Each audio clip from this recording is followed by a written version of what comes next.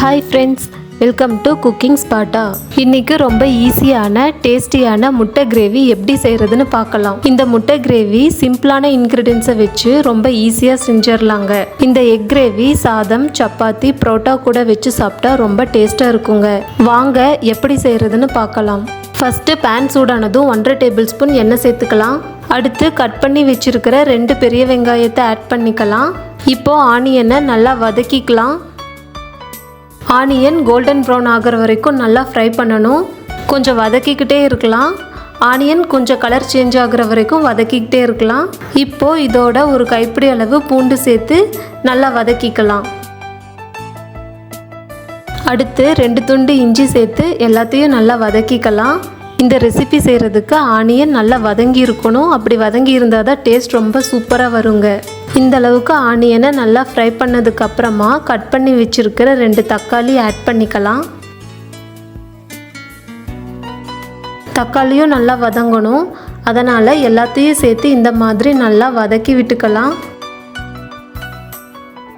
இப்போ பாருங்கள், தக்காளி நல்லா வதங்கிடுச்சு. இப்போ அடுப்பை ஆஃப் பண்ணி இதை கொஞ்சம் நேரம் ஆற வைக்கலாம். நான் ஃபஸ்ட்டே 6 முட்டையை வேக வச்சு அதை 2 பீசஸாக கட் பண்ணி வச்சுருக்கேங்க. இந்த முட்டையை ஒரு பவுலில் ஆட் பண்ணிக்கலாம்.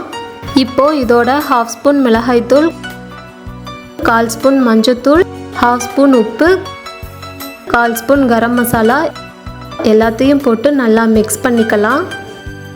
இதை அப்படியே ஒரு 10 மினிட்ஸ் ஊற வச்சிடலாம்.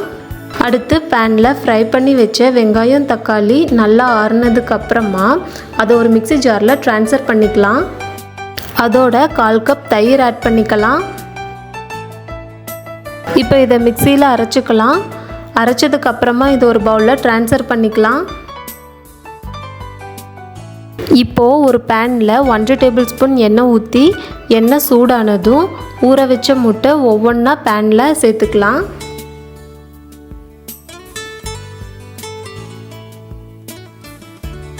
முட்டை ஒரு பக்கம் நல்லா ஃப்ரை ஆகிடுச்சுங்க.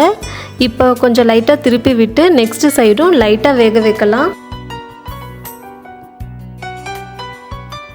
இந்த மாதிரி 2 பக்கமும் முட்டையை லைட்டாக ஃப்ரை பண்ணி விட்டு இதை அப்படியே ஒரு பிளேட்டில் எடுத்து வச்சுக்கலாம். மறுபடியும் பேனில் 2 டேபிள் ஸ்பூன் எண்ணெய் ஊற்றி எண்ணெய் சூடானதும் ஒரு பட்டை, 4 கிராம்பு, 1/4 டீஸ்பூன் சோம்பு போட்டுக்கலாம். இப்போது இதோட அரைச்சி வச்ச மசாலாவை ஆட் பண்ணிக்கலாம். மசாலாவை கொஞ்சம் வதக்கி விட்டுக்கலாம். இதோட 1 டீஸ்பூன் மிளகாய்த்தூள், 1 டீஸ்பூன் மஞ்சத்தூள், 1 டீஸ்பூன் உப்பு, 1 டீஸ்பூன் மல்லித்தூள் எல்லாத்தையும் ஆட் பண்ணி நல்லா வதக்கிக்கலாம். இது வதங்கினதுக்கு அப்புறமா கொஞ்சம் கொத்தமல்லி சேர்த்துக்கலாம்.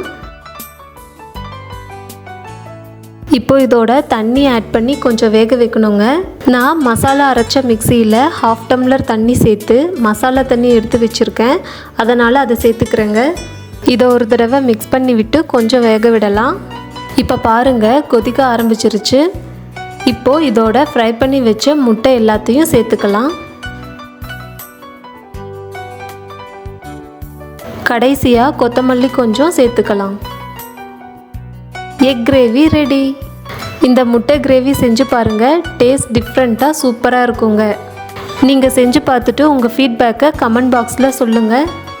உங்களுக்கு இந்த வீடியோ பிடிச்சிருந்தா லைக் பண்ணுங்கள், ஷேர் பண்ணுங்கள், சப்ஸ்கிரைப் பண்ணுங்கள். மறக்காமல் சைடில் இருக்க பெல் பட்டனை கிளிக் பண்ணுங்கள். தேங்க்ஸ் ஃபார் வாட்சிங்.